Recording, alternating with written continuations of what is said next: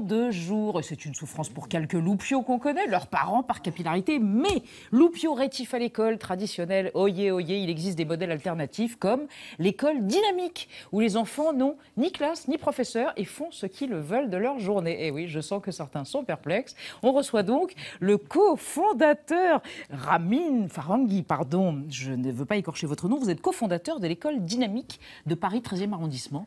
Qu'est-ce qu'une école dynamique ou dite démocratique? C'est vraiment une école où les enfants font littéralement ce qu'ils veulent? Absolument, dans le 14e arrondissement. Ah pardon. C'est bien ce qui s'y passe. Bon, très bien. On a déménagé.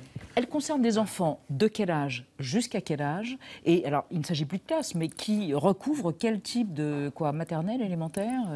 Alors, elle recouvre tous les âges. On peut y aller à partir de 4-5 ans, du moment que l'enfant est apte à intégrer un collectif et se débrouiller dans les interactions sociales. Ouais. Et puis, ça peut aller jusqu'à l'âge qu'on veut, mais en général... Jusqu'à l'âge qu'on veut. Oui, mais les jeunes s'arrêtent en général entre 18 et 20 ans. Entre 18 et 20 ans. Avez-vous vécu une enfance scolaire si douloureuse, quelque chose s'est passé en vous, qui vous a poussé à fonder cette école? Apparemment pas, puisque vous avez un passé de trader, ou en tout cas de jeune homme extrêmement inséré. Vous avez fait l'université de Cornell aux États-Unis.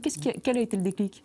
Oui, c'est ça. Moi, j'ai vécu une enfance, on va dire, heureuse de premier de la classe, et j'étais valorisé dans le système. J'ai fait l'école centrale Paris aussi, voilà. Ouais.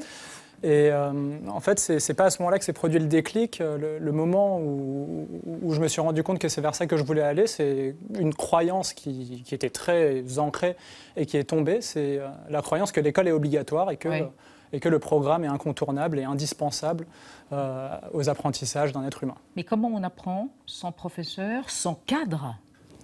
Qu'est-ce qu'on apprend et comment on apprend? Alors, ce n'est pas une école sans cadre. Il y a des contraintes qui sont liées au vivre ensemble, comme celle qu'on a d'ailleurs dans la vie réelle. C'est vraiment une école qui est une immersion dans la société et la culture elle-même telle qu'elle existe. Les enfants votent, décident par votation, c'est la démocratie participative, ils décident qu'ils vont faire ceci, cela, comment ça se passe? C'est ça, c'est la démocratie même directe, ça veut dire qu'ils ont une voix chacun et ils ont autant de pouvoir que moi, donc au final pour décider même des décisions managériales de l'école. Mais je ne comprends pas, qu'est-ce qu'ils font toute la journée en fait concrètement?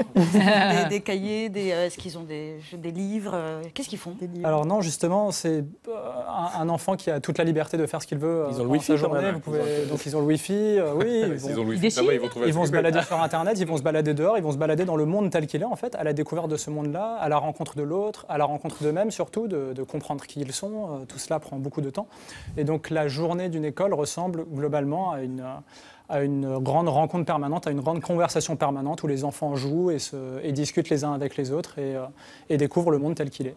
Et alors, certains qui désireraient retourner dans le cursus ou dans le circuit classique de l'école classique, dite classique, ça arrive ou c'est possible? Ça arrive très régulièrement. Ouais. D'ailleurs, notre effectif n'est pas si stable que ça. On a commencé à 20, maintenant on est 40. Et il y a eu énormément de rotation, beaucoup d'enfants qui sont venus. Et oui, au bout de quelques mois ou quelques années, qui prennent peur et qui retournent du coup dans le système classique.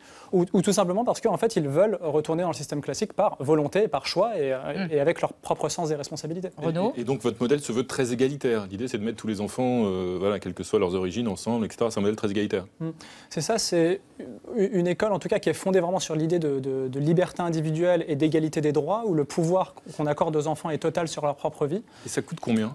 Et alors, ça coûte donc moins, en tout cas, que ce que coûte l'école publique aux contribuables. Ça veut dire que l'école publique coûte 6 200 € par élève du primaire. Pas la famille.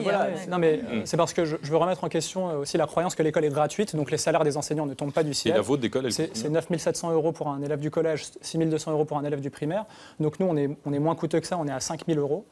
Et donc se pose effectivement la question de l'accessibilité de notre école, qu'on veut rendre accessible. Moi, idéalement, j'aurais aimé fonder une école publique, gratuite entre guillemets, publique, c'est-à-dire financée par le contribuable, mais elle est trop avant-gardiste et donc à ce stade, on ne peut pas vraiment espérer être subventionné, donc par défaut, on est une école privée, mais c'est pas ce qu'on souhaite. Alexis Poulain, je lui poser la question. Il y a une vague là comme ça de Montessori, etc., d'écoles alternatives, c'est un peu une mode ou c'est parce qu'il y a un marché, il y a des gens comme vous qui à un moment disent il y a un super marché, là on va faire un truc, c'est l'éducation nous elle donne, et vous vous rendez compte que oui, effectivement, si on le fait, c'est que le moment, c'est le moment. Il y a un côté très 70s aussi sur on va laisser les enfants libres. Utopie. On avait les babas cool et là c'est les bobos cool en fait qui sont dans les quartiers et qui disent moi là c'est incroyable autour de moi, tout le monde veut. Je pensais que c'était une question, Alexis Poulain. Non, mais vous vouliez poser la une question c'est est-ce que derrière chacun parle de soi. Derrière non parce que vous dites que l'école publique gratuite obligatoire coûte aux contribuables. Oui, mais c'est un choix de société. Le fait de dire que vous avez là un modèle alternatif, comment le rendre accessible à tout le monde?